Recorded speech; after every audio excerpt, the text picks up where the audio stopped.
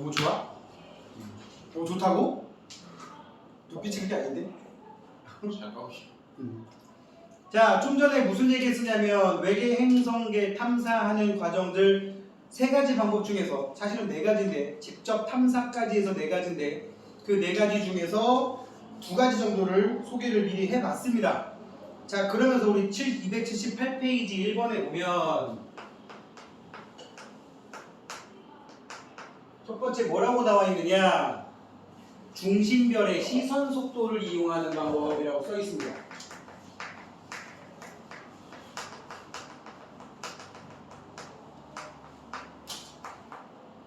자, 시선 속도라는 말이 이제 우리가 해석을 해봐야 될 단어가 되는데 시선 속도라는 건 뭐냐면 멀어진다 또는 가까워진다 이거를 숫자로 표현하는 거를 시선 속도라 그러는데 멀어질 때를 보통 시선 속도가 플러스 가까워질 때는 시선 속도를 마이너스다 라고 얘기를 합니다. 아까도 잠깐 선생님이 손으로 이렇게 해줬지만 가까워진다 멀어진다 라고 한 일이 생겼을 때 가까워지면 시선 속도가 마이너스 멀어지면 시선 속도가 플러스 이런 일이 생기는데 그게 아까도 얘기했지만 주기적으로 발생한다는 얘기야. 주기적으로 이런 녀석이 발생하게 되면 이 중심별과 상호작용하는 별과 상호작용하는 질량이 큰 무언가가 있다는 얘기지. 이 무언가를 행성이라고 판단한다는 얘기예요. 자, 보세요. 자, 원리 보시면은요. 지금 사실은 만류인력이에요. 이것도 뭐라고? 만류인력. 중심별과 행성은 공통 질량 중심주의를 공전하면서 시선 속도가 변함으로까지 끊어. 사실은 실제로 천문학에서 여기 그림에 나온 것처럼 이렇게 티가 날 정도로 뭐 예를 들어 중심별 여기 봐봐. 우리 지금 해석은 마치 중심별도 어딘가 주변을 도는 것처럼 해놨잖아. 그 어딘가를 공통 질량 중심이라고 얘기를 한다.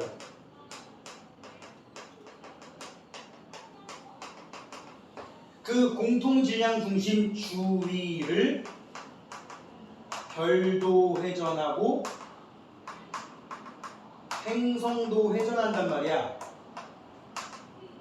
근데 아까도 말했지만 행성은 관측이 된다 안 된다? 안 된다. 근데 별은 빛을 내기 때문에 이 별의 움직임 때문에 지구에서 관측하면 별의 물리량이 자꾸 조금씩 다르게 관측이 된다고. 실제 저 별의 파장보다 파장이 짧게, 파장이 길게, 표면 온도가 조금 더 높게, 조금 더 낮게. 알겠지? 그리고 이 별은 움직이는 속도가 달라지는 걸로 보인단 말이지. 주기적으로. 그죠? 그래가지고 행성도 회전하고 별도 회전하는데 두 가지가 있어요. 또 회전 방향 동일합니다. 회전하는 전에 걸린 시간 주기 동일합니다. 예를 들어서 행성이 별 주변을 한 바퀴 도는데 10년 걸린다. 그럼 이 별도 그 공통 질량 주변 도는데 10년 걸리는 거야. 단 180도 반대쪽에서.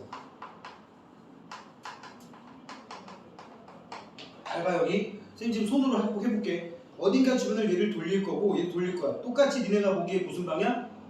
시계 반대 방향. 그치? 근데 이게 패턴이 같아.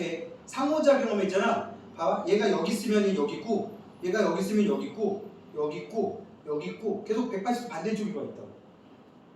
얘가 이 주변 한 바퀴 삥 도는데 1년 걸렸다. 그럼 얘도 여기 한 바퀴 도는데 1년 걸리는 거야. 이해가 무슨 말인지? 응? 이런 식으로 움직이게 되는데 우리는 관찰을 누구를 할 수 있다고? 별. 그래가지고 해석을 하는 과정에서 우리는 중심별이 무슨 별이? 중심별이 에너지를 방출하는데 그지? 에너지를 방출하다 보니까 별의 광도, 별의 파장 이런 거 가지고 별의 표면 온도,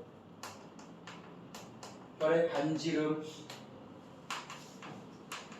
이런 거 별의 물리량 통해서 다 알아내는 거였잖아요. 그죠? 특히 에너지가 방출되는 값이 광도의 형태로 나오고 파장으로 해석할 수 있는데 이게 변화가 나타나더란 말이야. 자, 거기 보세요. 거기다 이제 그림을 그리면 거기 나온 대로 한번 그려볼게. 이렇게 상황 두 개를 만들고 이쪽에서 지구인이 관측을 한단 말이야. 이쪽에서 지구인이 관측을 해요. 관측을 해보면 지금 여기를 공통 질량 중심이라고 놓을게요. 행성이 시계 반대 방향으로 회전을 해. 그러니까 지금 별이 이렇게 움직이고 있고 행성이 움직이고 있는 거를 내가 이렇게 보고 있는 거를 위에서 내려다본 모양으로 그려놓은 거야. 알아듣겠지? 그러면 행성이 여기 있을 수도 있고, 행성이 여기 있을 수도 있고, 행성이 여기 있을 수도 있고, 행성이 여기 있을 수도 있어요. 그죠? 그럼 중심별도 여기 있을 수도 있고, 여기 있을 수도 있고, 여기 있을 수도 있고, 여기 있을 수도 있어. 무슨 방향으로 가느냐? 똑같이 회전 방향 동일하게 됩니다. 그죠? 그런데 문제는 이런 일이 생긴다는 거야. 중심별을 예를 들어서 이걸 몇이라고 볼까? A 자리에 있을 때, 중심별을 B 자리에 있을 때, 얘를 C 자리에 있을 때, D 자리에 있을 때 행성의 위치를 찍어보면 별이 A 자리에 있으면 행성은 여기에 있어요. 소문자로 써볼게요. 별이 B 자리에 있으면 행성은 여기에 있어요. C 자리에 있으면 행성은 여기 있고요. D 자리에 있으면 행성은 여기 있습니다. D. 그지? 이렇게 존재를 하게 되면 무슨 일이 생기느냐? 자, 이제부터 잘 봐야 돼. 이 별이 이 X자 주변을 일정한 속도로 회전하고 있어. 일정한 속도로 회전하고 있어.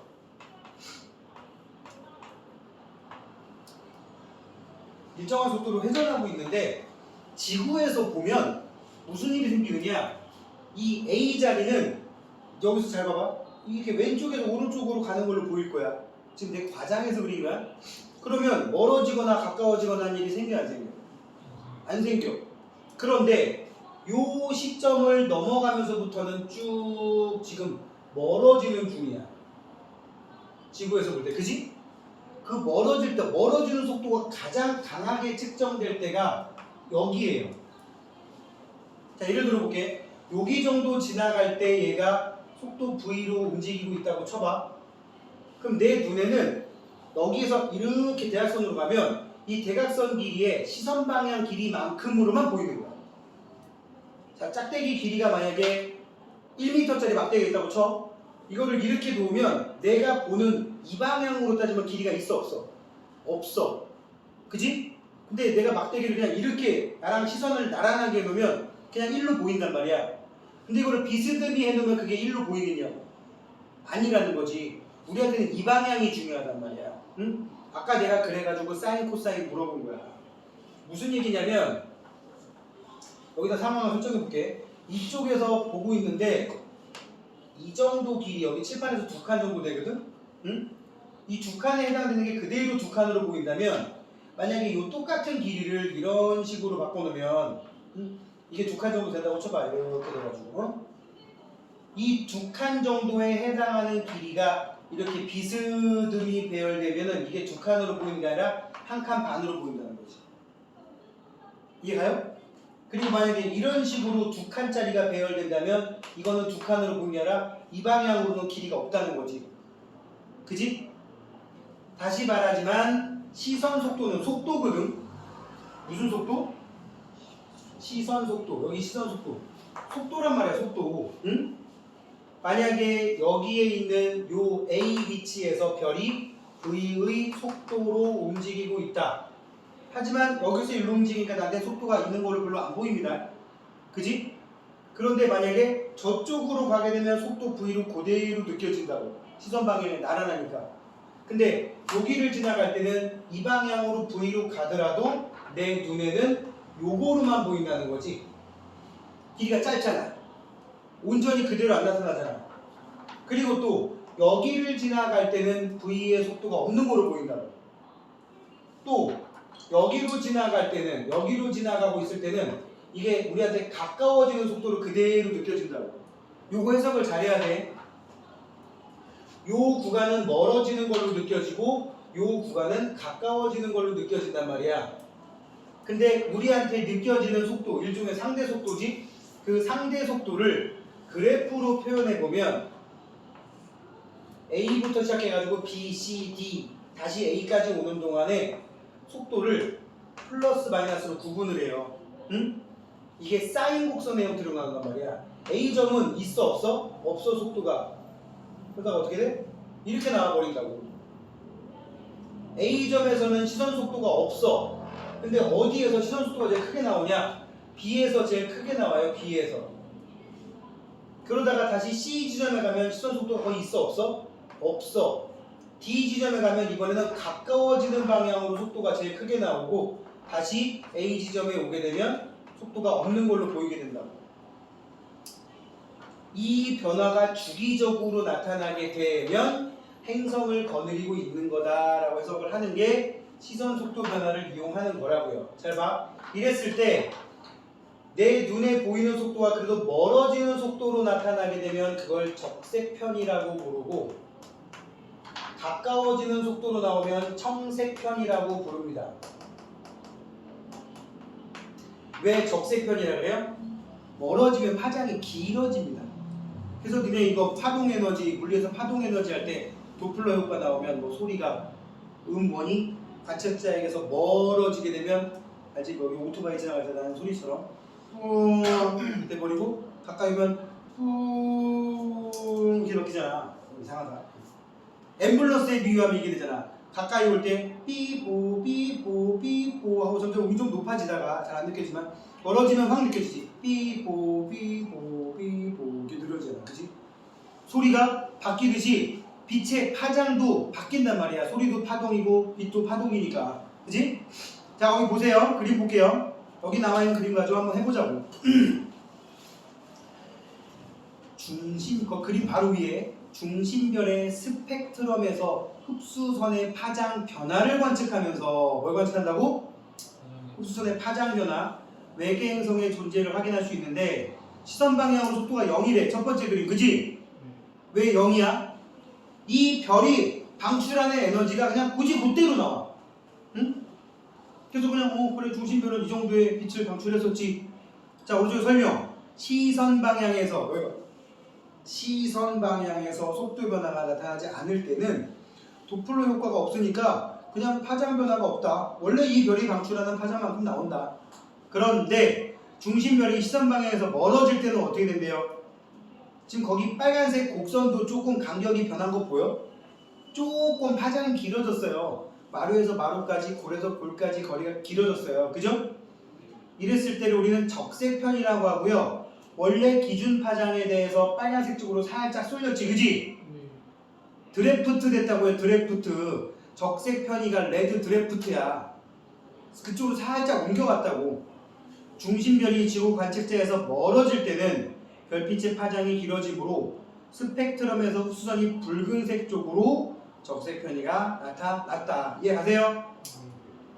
세 번째는 뭐야? 이제 여기 C자리에 있을 때 시선 방향에서 역시 또 속도 변화 없지? 그 다음 네 번째는 중심별이 시선 방향으로 다가올 때는 어떻게 된다? 오히려 파장이 짧아지는 청색 편이가 나타나게 된다고요. 알겠습니까? 근데 이게 중요한 게 아니라 이게 주기적으로 나타나면 이 별 주변에서 주기적으로 공전하고 있는 행성이 있다는 얘기야. 지금 이것도 살짝 어거지인 게 행성이 한 개라는 전제를 깔고 들어가는 거야 지금. 근데 행성이 한 개만 있을 리는 솔직히 드물잖아. 태양계에도 행성이 기본적으로 8개가 있고 자잘한 거 다 합치면 14개 많은데. 그지? 그러니까 일단 한 개라는 전제를 깔고 해석을 하는 거니까 일단 그렇게 하고 갑시다. 사실은 더 복합적인 건 나중에 더 대학원에 가서 장비를 이용해서 쓰겠지. 그 행성이 만약 10개다. 그럼 1번에 의해서는 청색편이, 2번에 의해서는 적색편이, 3번에 의해서는 청색편이 2분의 1. 이거 다 해가지고 따져야 돼 원래는. 알겠니? 천문학적 문제가 아니라서. 자, 아무튼 중심별이 시선 방향으로 다가올 때와 멀어질 때가 반복해서 나타난다. 이게 이유가 뭐라고? 행성이 중심별을 흔들어서 생기는 현상이 뭐라고? 뭐해서? 흔들어서. 선생님 지금 흔들어서라고 얘기했지만 사실은 만류인력이라고 얘기했죠. 그러면 이런 일이 생길 수가 있어. 요게 봐봐. 이만큼의 적색 편의, 이만큼의 청색 편의를 나타내는 경우도 있는데 또 어떤 애들은 이렇게 될 수도 있잖아. 어? 우와 그럼 이거 편의량이 커진 거지. 그지? 더 많이 흔들어 버릴 수도 있단 말이야. 더 많이 흔드는 비율, 많이 흔들었다.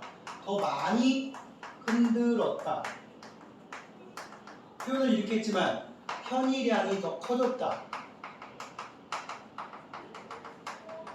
그림 속에 나온 대로 그리면 원래 이 정도 나와야 되는 녀석이 파란색과 빨간색 쪽에다가 적용을 하게 되면 관측을 해봤더니 요렇게 적색 편의가 나오는 게 있었는데 이만큼 밀렸지? 이게 오히려 여기까지 이만큼까지 더 많이 갔더라. 그럼 도대체 이유가 뭐냐? 행성의 중심별을 많이 흔들었다는 뜻이 되는 거예요. 그죠? 그럼 왜 많이 흔들었을까? 행성의 영향력이 커졌다는 얘기야. 만류력이 커졌다는 얘기야. 가까워서 멀어서. 그러니까 행성이 두 개가 있는데 어떤 놈은 저 노란색만큼, 어떤 놈은 초록색만큼 흔들었다. 초록색만큼 흔든 놈이 거리가 동일한 데에서 공전한다면 그 행성의 질량이 더 컸다는 얘기야. 그치? 응? 응? 이해 못한 거야. 질량이 크면 힘이 더 크게 작용한단 말이야. 알았어요? 또 한 가지. 만약에 질량이 똑같다면 더 가까운 데서 공전하는 행성이었단 말이야. 그래가지고 이 편의량을 적색 편의량, 청색 편의량을 보통 델타 람다라고도 표현을 하긴 하는데 이 델타 람다 파장의 변화량이 뭐랑 상관이 있느냐? 이렇게 상관이 있어요. 행성의 질량, 행성까지의 거리. 질량이 큰 행성이 가까이서 공전하고 있으면 편의량 자체가 커져 버린다고요. 알겠습니까? 이럴 수 있다라는 거. 근데 한 개 더 있어 사실은. 중심별의 질량이 크면 덜 흔들려. 중심별이 워낙 무거워버리면 안 흔들리는 거야 잘. 알았어요? 그래서 행성의 질량이 크면 적색 편의, 청색 편의가 크게 나와. 행성이 가까이 붙어서 돌면 적색 편의, 청색 편의가 크게 나와. 별의 질량이 크면 편의량이 줄어들어. 이런 해석을 할 수가 있다고요. 지금 그림 밑에 있습니다. 파장을 알리려고 해도 되는 거예요? 만류인력 때문에 파장 변화가 생겼다고. 파장을이 아니라 파장 변화가. 예를 들어서 그냥 관측했을 때 한 400 나노미터의 파장이 나와서 어떤 별빛이. 근데 410으로 관측됐어. 10이 늘었지. 만약에 500으로 관측했으면 몇이 늘었을까? 더 늘었겠지. 응? 400에 대해서 10만큼인 거랑은 500에 대해서 조금 더 늘어야 되는 거야. 응? 숫자 가지고 하면 그렇게 하는데 봐봐. 500이 505가 됐다. 그럼 1000이 1010이 된 거야. 그지? 그 기본 파장이 몇이냐에 따라서 그 값이 차이가 나는 비율이 이걸 가지고 결정하는 거라고. 변화 폭이 중요한 거라고. 변화 폭이. 응? 비율이 중요한 거라고. 그 비율을 늘리는 데 관여하는 정보 두 가지, 아니 세 가지가 뭐라고? 행성의 질량, 행성까지의 거리, 중심별의 질량 세 개가 있는 거라고요. 아시겠습니까? 지금 기본적인 것만 먼저 하고 있는 거예요. 막 중간중간에 별의 위치를 바꿔가지고 여러분들에게 장난질해서 수식으로 계산하는 문제도 충분히 학교 시험에 나옵니다. 자, 근데 여기서부터 말장난 한번 해볼게요. 대놓고 내가 지금 말장난이라고 얘기했으니까 조심해서 대답 한번 해봐. 응? 지금 별이 A에 있어. 지구가 저쪽에서 관찰한다고 쳐봐. 응? 지구가 A에 있어. 아니 별이 A에 있어. 지구에서 관측하면 중심별은 적색 편이 생겨요? 청색 편이 생겨요? 안 생겨요. 아시겠습니까? 반대로 A 지점을 지나서 멀어지고 있으면 적색 편이가 생깁니다. 적색 편이가 생깁니다. 적색 편이 가장 크게 나오는 게 여기에요. 그지? 여기에요. 그 다음에 편의량이 없어졌어요. 편의량이 없어졌어요. 그리고는 이제 청색 편의가 시작됩니다. X축 밑으로. 청색 편의 최대인 값이 여기에요. 그러다가 편의량이 없어졌어요. 딱 한 번이지 한 번. 그지? 자, 근데 이제 여기서부터 질문 함정이라고 얘기했으니까 잘 들어. 우리가 이걸 관측한 이 그래프는 중심별의 시선 속도 변화입니다. 그죠? 행성은 시선 속도 변화가 생겨 안 생겨? 안 생겨. 행성은 안 보인다니까. 시선 속도 변화가 이렇게 도플러 효과의 형태로 나오려면 에너지를 방출하는 녀석이어야 돼. 근데 별은 에너지를 방출하지만 행성은 빛을 방출해요? 안 해요. 만약에 태양계 밖에 있는 외계인이 태양계를 관찰하면 지구가 관측될 것 같아? 안 돼. 지구는 태양 에너지를 먹어서 그 아주 극소량을 뿜어낼 뿐이야. 우리 태양이 방출하는 에너지를 지구가 먹는 게 얼마나 된다 그랬지, 선생님? 예전에 복사 에너지 할 때 한 거야. 태양이 매 순간 태양계로 방출하는 에너지 중에 지구가 먹는 게 얼마나 된다? 약 20억 분의 1 정도 됩니다. 몇 분의 1? 20억 분의 1. 이거 말도 안 되는 적은 값이잖아. 그래 안 그래? 근데 그거를 다시 뿜어내봤자 외계 행성에 살고 있는 외계인이 관측하면 그게 관측되겠니? 안 돼. 그럼 결국은 시선 속도라는 걸 관측하는 건 무조건 별의 시선 속도만 가능한 거라고. 자, 아직 말장난 안 쳤어. 자, 중심별이 B에 있어. 지구에서 관측하면 무슨 편이 생긴다고? 적색편이. 중심별이 D에 와 있어. 무슨 편이 생겨? 중심별이? 청색편이. 자, 이제 봐. 별이 B에 있을 때 지구가 저쪽에 있어 보고 있다 그랬어? 행성은 여기를 지나가고 있겠지. 중심별이 멀어질 때, 지구에서 멀어질 때 행성은 가까워지고 있잖아. 그럼 행성에서 무슨 편이 생기겠어? 안 생기잖아. 알았어? 이거 시험 되게 잘 봐. 행성은 지구에 가까워지고 있다. 이 말은 맞는데 행성에서 청색편이 생긴다. 행성에서 적색편이 생긴다. 그럼 무조건 틀리는 거야. 근데 이럴 수는 있지. C 위치일 때, 별이 이 자리에 있을 때 행성은 지구와의 거리가 가장 가깝다. 오케이. 중심별이 A 자리에 있을 때 행성은 지구에서 가장 멀리 있다. 오케이. 이런 말은 가능할 수 있지. 멀어진다, 가까워진다 되는 건데 적색편이, 청색편이는 절대로 별에서는 나타나지 않는다고. 아니, 그런다. 행성에서는 나타나지 않는다고요. 알겠어요? 이유는 뭐라고? 안 보이니까. 시선 속도 변화가 생기려면 시선에 잡혀야 된다니까. 알았음? 자, 꼭 기억하시고요.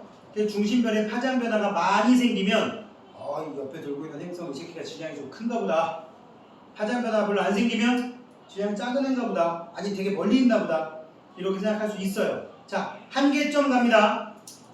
행성이 여기 봐. 행성이 별 주변을 돌고는 있는데 이렇게 돼버리면 시선 속도 생긴다 그랬지. 별에서 행성이 별 주변을 돌고는 있는데 여기 봐. 이렇게 돌고 있어. 근데 이렇게 흔들릴 거 아니야. 위아래로. 그럼 여러분하고 가까워져 멀어져? 그런 거 없어. 이러면 시선 속도 변화 관측이 힘들어. 힘든 게 아니라 안 되지 뭐. 이걸 뭐라고 하느냐. 여기 봐. 행성의 공전 궤도 면이 내 시선 방향하고 수직이면 시선 속도 변화, 도플러 효과 이용할 수가 없다. 아니 행성이 별 주변 돌 때 지구인의 눈에 딱 들게만 도는 건 아닐 거 아니야. 그지? 이해해요? 네. 자, 그리고 행성의 질량이 너무 작거나 행성이 중심별에서 너무 멀리 떨어져 있으면 이 시선 속도 변화 폭이 워낙 작기 때문에 별 도움이 안 된다. 그래서 일반적으로 질량이 좀 큰 행성을 찾을 때 많이 씁니다. 알겠습니까? 참고로 태양계 행성의 비율을 하면 질량이 큰 행성이면 대체로 지구 스타일보다는 목성 스타일이 좀 큽니다. 밀도는 작지만 원체 사이즈가 커서 예를 들어 목성 같은 경우는 지구보다 질량이 한 250배에서 300배 정도 크거든. 밀도는 작아. 밀도는 작은데 원체 커서 질량이 크고 그래서 질량이 큰 거라고. 밀도는 작은데도 불구하고 워낙 사이즈가 커서. 다음 페이지 이제 식현상을 이용한다고 써 있어요. 중심별 주위를 공전하는 행성이 있는데 그게 별 앞을 지나가는 거예요. 여기 봐. 별 앞을 지나가면 아까도 얘기했지. 별이 빛을 뿜어내는데 앞을 가리게 되면 조금이라도 밝기가 감소하는 상황이 발생할 거 아니야. 그게 주기적으로 일어나면 뭐라고요? 외계 행성의 존재를 확인할 수가 있다고요. 여기도 봐봐. 중심별이 C자리에 있고 여기 보세요.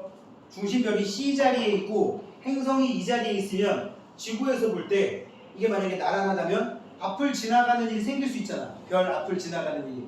그러면 가려질 때 밝기 변화가 생길 거 아니야. 이게 또 주기적으로 나타나면 뭐라고? 행성이 이 별 앞을 주기적으로 지나가는 거 보니까 아, 이게 이 별에 딸려있는 행성이 맞구나 라는 걸 확인할 수가 있다고요. 알겠습니까? 자, 거기 잘 봐. 행성이 중심별을 가리지 않을 때 별의 밝기가 최대이다. 왜? 별의 밝기만 그대로 나올 테니까. 그지? 두 번째, 행성의 일부가 중심별의 일부를 가리면 밝기가 이제 쓱 줄어들고 있어. 그지? 3번 자리는 뭐야? 행성이 별 속으로 쏙 들어간 거지. 그래서 밝기가 제일 많이 감소하는 거라고. 이렇게 해서 여기 봐봐. 별의 밝기하고 행성이 가려진 면의 밝기하고 비교하면 별하고 행성하고 누가 더 크고 누가 반지름이 몇 배 크고 이런 것도 판단할 수 있어. 왜? 우린 별이 원으로 보이잖아. 별이 뿜어내는 빛이 지구 쪽으로 뿜어내는 거는 그냥 한낱 원이잖아. 원. 행성도 원이잖아. 그럼 원 넓이 어떻게 구해? 8열제곱. 그럼 처음에 가리기 전에 밝기가 예를 들어서 이만큼이야. 1이야 1. 근데 앞에 행성이 가리더니 밝기가 1% 줄었어. 그럼 8R제곱의 비율이 100대 1이라는 거 아니야? 그럼 그거 가지고 행성과 별의 반지름의 비율도 구할 수가 있는 거야. 알겠지? 지금 일부러 지금 복잡한 내용 안 하고 일단 기본적인 것만 하고 갑니다. 응? 이게 복잡해? 뭐 그러면 이제 뭐야? 손 놔야지. 특징. 행성의 반지름이 클수록 별의 밝기가 크게 감소해서 탐사에 효과적이다. 많이 가리면 밝기가 0.00001% 감소한 거랑 밝기가 5% 감소한 거랑 어떤 게 훨씬 감지하기가 쉬워? 5% 감소한 게. 그러려면 많이 가려야 돼. 많이 가리려면 행성이 커야 돼, 작아야 돼? 커야지. 중심별의 밝기가 감소하는 시간 또는 밝기 변화량을 측정해서 행성의 반지름을 추정할 수가 있더라. 그리고 행성이 공전하기 때문에 주기적. 그리고 이제 이런 것도 있어. 행성이 별 앞을 지나간단 말이지. 행성이 별 앞을 지나가다 보면 여기다 잠깐 그려볼게. 별이 이렇게 있는데 행성이 별 앞을 지나가다 보면 이 행성 중에 지구처럼 대기권이 있는 행성들도 있을 거 아니야. 그지? 그럼 이 대기권을 통과해요. 저 뒤에서 오는 빛이 여기를 통과하거나 여기를 통과하거나 하면 행성의 대기층을 통과해서 나올 수도 있잖아. 빛이. 그지? 그거를 분석하면 행성이 대기를 갖고 있는데 그 대기의 성분이 질소냐 산소냐 수소냐 이런 것도 파악할 수가 있다고. 천문학자들이 이런 세세한 걸 되게 많이 이용해 먹어요. 아니 뭐 화성 아니면 금성 수성 이렇게 가까운 행성들 아니면 솔직히 알아내기 직접 알아낼 수 있는 방법이 없잖아. 그쵸. 그지? 막말로 이런 얘기 보자. 지금 2023년 최신 기술력으로 지금 지구에서 가장 빠른 탐사선으로 태양계 저 끝까지 탐사선 쏜다고 치자. 몇 년 걸릴 것 같아? 몇 년? 참고로 2006년인가 쏜 게 가는데 11년 걸렸거든. 지금은 아마 10년 이하로 줄었겠죠? 그래도 최소 7, 8년은 걸린단 말이야. 응? 직접 탐사 자체가 거의 불가능하기 때문에 다양한 간접적인 탐사 방법들을 써낸다. 그 중에 지금 2개를 한 거야. 2개를. 알았니? 자, 행성 대기까지 얘기했고요. 한계점 봐봐. 여기도 마찬가지야. 또 행성이 별 주변을 이렇게 돌아. 그럼 앞에 가려 못 가려? 못 가려. 그럼 많은 거지 뭐. 이걸 어떻게 표현한다? 행성의 공전 궤도면이 시선 방향의 수직이면 관측이 힘들다라는 겁니다. 또 별끼리 가리는 경우도 가끔 있거든? 왜냐면 나는 지금 저 별이 궁금한데 그 별 주변에 또 다른 별들도 막 있을 거 아니야. 별이 별 앞을 지나가는 일이 생겨서 밝기가 변하는 것들, 예를 들어서 이런 거 있지. 난 밝기가 100인데 밝기가 50밖에 안 되는 별이 하필 지구와 이 별 사이를 쓱 지나가는 일이 생기면 나 밝기가 100인데 한 절반을 50짜리가 가리면 전체 밝기 줄잖아. 이게 그것 때문인지 행성 때문인지 파악하기 힘들 수도 있다고요. 세 번째가 미세 중력 렌즈 현상입니다. 자, 중력 렌즈 현상이라는 게 뭔지부터 얘기를 해드릴게요. 중력 렌즈 현상이 뭐냐면 우주에는 위아래가 없잖아. 그죠? 우주에는 오른쪽, 왼쪽, 위아래 이런 개념 자체가 별로 의미가 없잖아요. 그죠? 응? 그러면 지구에서는 물체가 지구 중심으로 떨어지잖아요. 그죠? 가만히 놓으면 중력받아서. 예. 왜 지구에 있는 물체를 가만히 놓으면 지구 중심으로 떨어집니까? 지구의 중력 때문이거든? 그러니까 질량을 가진 모든 물체는 중력이라는 끌어당기는 힘이 있어. 하물며 별도 질량이 크잖아. 우주 공간에 떠 있는 별들도 그 자체의 중력 때문에 주변에 있는 애들을 끌어당기는 힘이 있어. 그런데 별의 중력이 무슨 짓도 하냐면 별의 중력이 빛의 경로도 바꿔.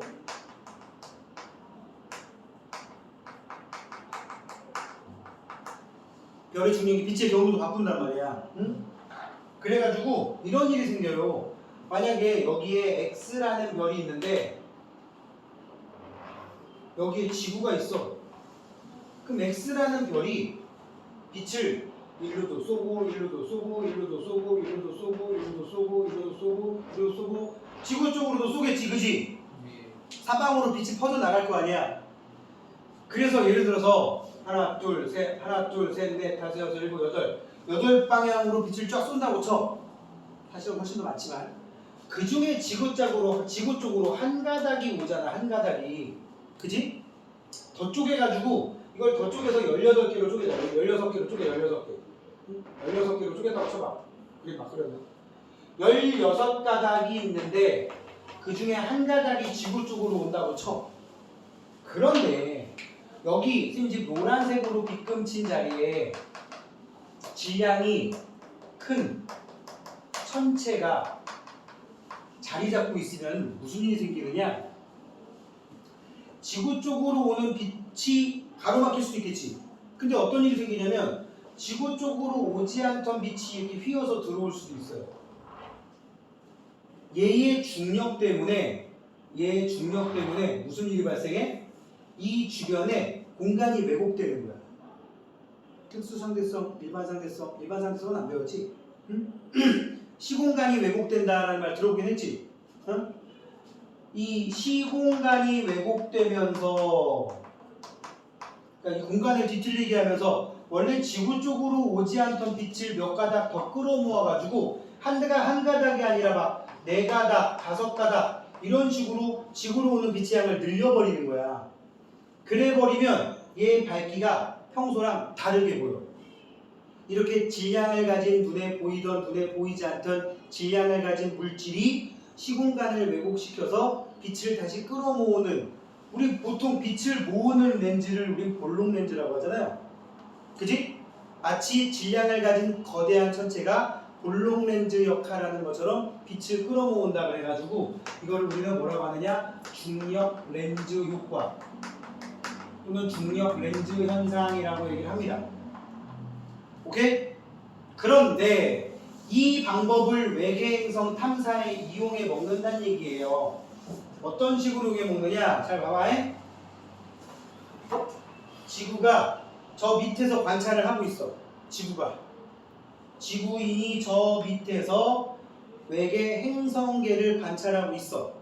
내가 X라고 하는 별에 X 그렇고 A라고 하는 별에 스몰 a라는 행성이 있는 것 같은데 이걸 내 눈으로 확인하고 싶단 말이야. 응? A라고 하는 별 주변에 A라는 스몰 a라는 행성이 존재하는데 얘를 확인하고 싶어. 그런데 중력 렌즈 현상이라는 건 뭐냐? 쫙 보게 되면 지구와 시선 방향이 나란한 쪽에 X라는 별이 있어. 그런데 나는 저게 궁금하지가 않아. 난 누가 궁금해? A라는 별이 궁금한 거야. 거기에 붙어있는 스몰 a라는 애가 궁금한 거야. 근데 마침 나하고 X 사이에 A라는 별이 지나가는 상황이 발생하는 거지. 우연히. 응? 왜냐면 가까이 있는 별이 움직임이 더 크게 보이니까 내가 보기에 멀리 있는 애들은 별로 속도가 빠르게 안 느껴지지만 가까이 있는 애들은 좀 빠르게 느껴지잖아. 그지? 그래서 가까이 있는 애가 A라는 애가 이 앞을 지나가는 일이 생긴 거야. 이 앞을 지나가는 일이 생겼던 거야. 근데 얘가 이 주변에 스몰 a라는 행성을 예를 들어 달고 있었다. 얘가 지금 A고요. 시간의 흐름에 따라 이렇게 그려놓은 거야. 응? A 이런 식으로 그려놓은 거야. 행성도 지금 여기 주변에 도는 거지. 어떤 상황인지 알겠어요? 그러니까 저 위에 있는 별 앞을 지나가면서 이렇게 돌아가는 생긴 거야, 그지? 응? 이런 일이 생겼을 때 어떤 상황이 발생하느냐? 지구에서 X를 관측을 해. X를 관측을 하면 무슨 일이 생기냐면 X라는 별의 밝기만큼 X의 강도. 뭐 평소에 되게 멀리 있으니까 광도 별로 안 나올 거 아니야. 허접할 거 아니야. 광도 한 이 정도밖에 안 나와. 그래서 X의 광도는 한 이 정도 수준밖에 안 나와. 그런데 얘가 쓱 멀리서 쓱 진입을 시작하면서 이 녀석, A라는 녀석의 질량 때문에 요 주변이 중력 렌즈 효과가 나와버리는 거야. 즉 빛을 끌어모은다고. X에서 우리까지 한 가닥밖에 안 오던 게 몇 가닥이 늘어나 버리는 거야. 차츰. 이게 날아갈 때가 제일 별빛을 많이 끌어모은다고요. 그래서 어떻게 되느냐? X를 관측하면 허접했던 그 X의 밝기가 점점 밝기가 증가하다가 다시 싹 다 지나가고 나면 원위치로 돌아옵니다. 응? 이 X의 광도가 이런 식으로 광도가 커졌다가 다시 원위치로 돌아오는 게 뭐 때문이야? 중력 렌즈 효과 때문에 이런 일이 생긴 거라고. 그지? 지금 근데 우리 계속 궁금한 건 아직 얘기도 안 했어. 궁금한 거는 이 X가 궁금해, A가 궁금해. A가 궁금해, A 옆에 스몰 A가 궁금해. 지금 우리 스몰 A 행성을 확인하기 위한 세 번째 거 하는 거잖아. 그럼 행성이 있으면 무슨 일이 생기느냐? 첫 번째, 행성이 없으면 그냥 이 A 때문에 X의 밝기가 이렇게 나와. 이거 가로축 시간이야. 시간의 흐름에 따라서 X의 광도가 이런 식으로 나오게 됩니다. 그럼 그래. 이 앞에 지나가는 A가 라지 A라는 별이 공간을 왜곡시켜서 빛을 끌어모았었다가 다시 원위치로 돌아온 거야. 그런데 행성을 달고 있으면 무슨 일이 생기느냐? 행성도 질량이 있잖아요. 별에 비하면 택도 없이 작지만 질량이 있잖아. 그러면 행성이 없는 별, 지금 A 얘기하는 거야. 일 경우와 행성이 있는 별, 그러면 행성의 질량이 추가적인 공간 왜곡 효과를 일으킬 수 있잖아. 그러면 별빛을 조금이라도 더 끌어모을 수 있잖아. 1%라도, 그지? 그럼 무슨 일이 생기느냐? 여기 봐. 이렇게 매끈하게 X의 밝기가 A 때문에 이렇게 변한 건데 행성의 영향을 받을 때 살짝 추가적으로 밝기가 찔끔 증가하는 상황이 나타나는 거야. 그래서 이거를 뭐라고 하느냐? 실제로 이렇게 심각하게 크게 안 나타나고 미세하게 중력 렌즈 현상이 발생하는데 여기에 추가적인 광도 값의 변화가 생기면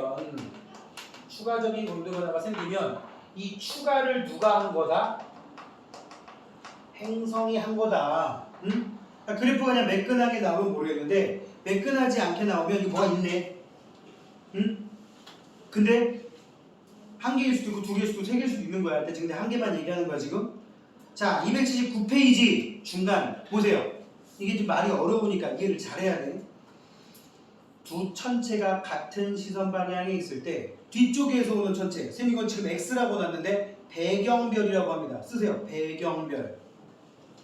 뒤쪽에 있는 천체, 배경별에서 오는 빛이 앞쪽에 있는 별의 중력에 의해 내가 궁금한 별이 이 별이야. 나는 행성을 거느리고 있는 게 이 앞쪽에 있는 별이라고요. 그죠? 보통 중심별이란 말씀이다. 다시 배경별에서 오는 빛이 앞쪽에 있는 중심별의 중력에 의해 미세하게 굴절돼서 뒤쪽 배경별의 밝기가 변한다. 이게 뭐라고? 미세 중력 렌즈. 그런데 이때 앞쪽 별이 행성을 가지고 있다면 뭘 갖고 있다면? 행성의 중력에 의한 추가적인 밝기 증가. 여기 별표. 그러면 이 추가가 뭐 때문에 된 거야? 행성의 질량 때문에 이걸 통해서 이 중심별이 얘가 아니라 얘가 행성을 거느리고 있다는 걸 알 수가 있는 거라고. 그래서 근데 예. 라지 A랑 X별이랑 밝기 비교해야 되는 거 아니에요? 멀리 있는 별, 그러니까 지금 얘에 의한 밝기는 무시한 상태로 얘만 따진 거 그냥. 그러니까 얘도 보이고 얘도 보일 텐데 그 정도 기술은 있어. 얘 밝기만 보려면은 얘 밝기 영향 받을 텐데 이거 필터링하는 방법은 있어. 응? 알겠어 무슨 말인지?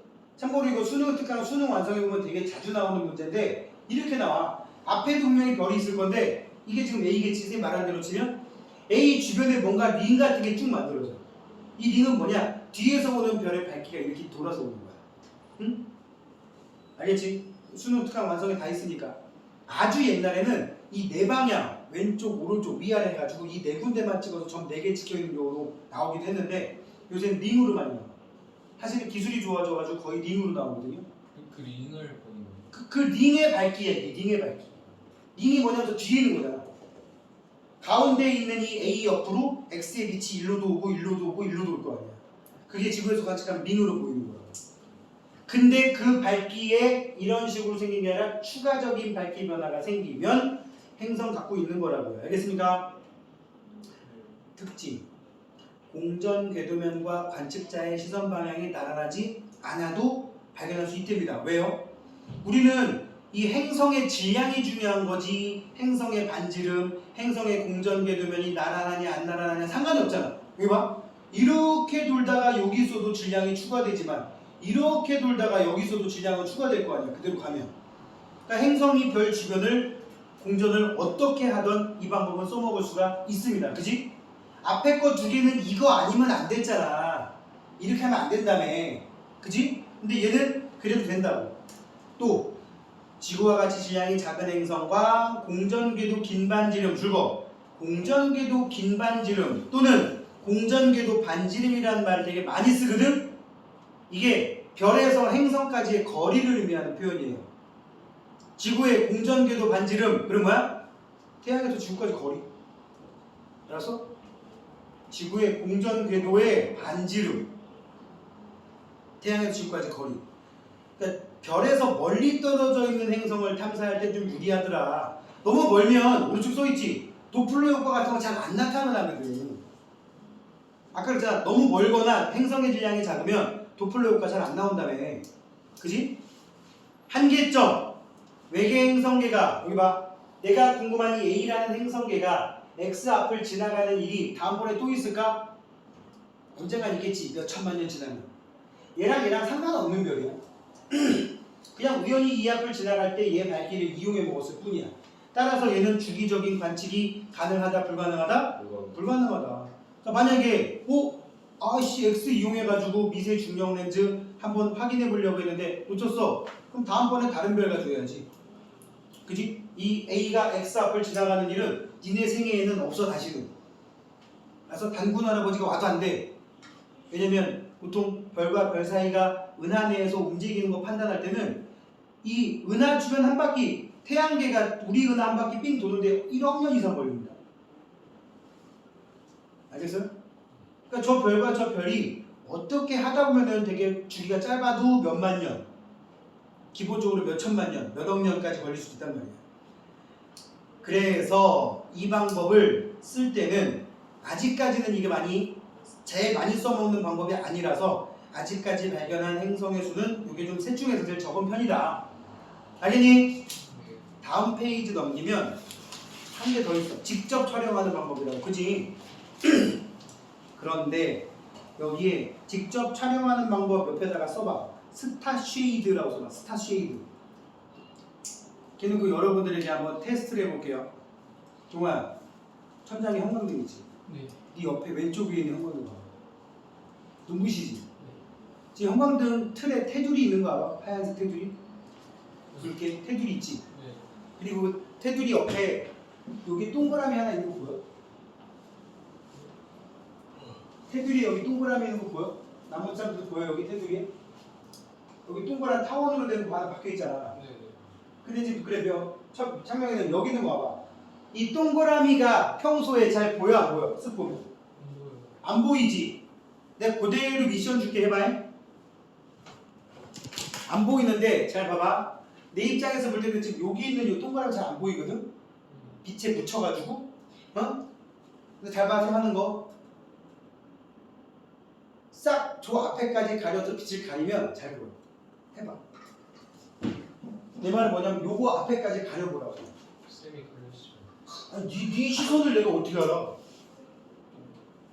빛이 가려지면 그 주변이 잘 보인다고. 그냥 쉽게 얘기하면 이거야. 어디에 조명이 되게 밝은 게 켜 있는데 그 조명 주변에 날파리가 날아다니는 게 조명이 세면 잘 안 보여. 근데 그 조명을 어떻게 싹 가리면 그 옆에 있는 날파리가 보인단 말이야. 스타쉐이드가 뭐 뜻이에요?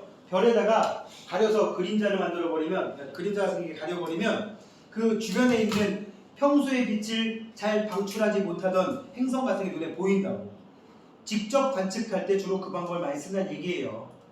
알겠습니까? 주로 가까이 있는 별들, 태양계에 가까운 별들을 확인할 때 이 방법을 많이 쓰고요. 선생님이 지금 말한 스타쉐이드는 거기 원리 뒤에 써 있습니다. 중심별을 가리고 라고 써 있지. 한계점 너무 멀면 힘들다. 그래서 지금 방금 뭐 약식으로 좀 짧게 얘기했는데 이제 문제 풀다 보면은 와 이게 적용하기에는 만만치 않네. 이걸 가지고 문제를 어렵게 낼 수도 있구나라는 걸 알 텐데 아무튼 외계 행성 탐사하는 목적은 거기 밑에 써 있어요. 지적인 생명체를 발견하면 웃기고 있네. 다 돈 되려고 하는 거죠. 우주로 활동 영역을 넓히기 위해 어쩌고 저쩌고. 그래서 외계 행성의 탐사 경향, 케플러 우주망원경 그 이후에 이제 많이 발견했다라고 써 있습니다.